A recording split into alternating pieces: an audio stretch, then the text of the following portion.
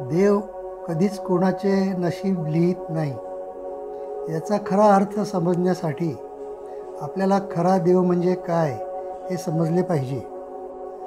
आधुनिक विज्ञान आपल्याला सांगते की साधारण 13.7 अब्ज वर्षापूर्वी घडलेल्या महास्फोटातून जगाच्या निर्मितीचा प्रवास सुरू झाला व साधारण 4.6 अब्ज वर्षापूर्वी हा तेजोमय आकुंचन पाहू लागला व पृथ्वीची निर्मिती सुमारे 4.54 अब्ज वर्षापूर्वी झाली व त्यानंतर सजीवाची निर्मिती होऊन आपला आजपर्यंतचा प्रवास चालू आहे.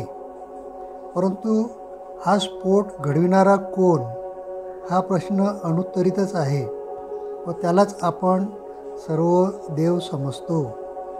देव किंवा परमेश्वर कोण आहे याबाबत जीवनविद्या मिशनचे सद्गुरू कै श्री वामनराव पै यांनी केलेली व्याख्या खूपच वास्तविक आहे.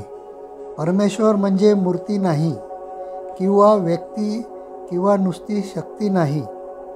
निसर्गाचे नियम व त्या अंतर्गत असणारी नैसर्गिक नियंत्रण व्यवस्था या दोन्ही मिळून जो असतो तो परमेश्वर.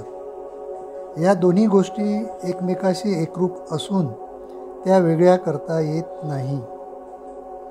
उदाहरणार्थ साखर आणि त्यातला गोडपणा, चिंच आणि त्यातला आंबटपणा, मीठ आणि त्यातला खारटपणा यांना एकमेकापासून अलग करता येत नाही. असा हा परमेश्वर आनंद स्वरूप असून जाणीव हे त्याचे रूप व शक्ती हा त्याचा गाभा आहे. यांना वेगळे करता येत नाही. वरील दोन्ही प्रकारच्या वेगवेगळ्या मतांवरून शेवटी परमेश्वर ही शक्ती अद्यापही आपल्यासाठी अज्ञातच आहे. सृष्टीचा निर्माता परमेश्वर एकच आहे हे समजत असूनही आपण त्याला आपल्या धर्मानुसार वेगवेगळ्या रूपात पाहतो व पूजतो, कारण त्याला प्रत्यक्ष समजून घेण्याचा दुसरा मार्ग कोणी जगाला दाखविला नाही.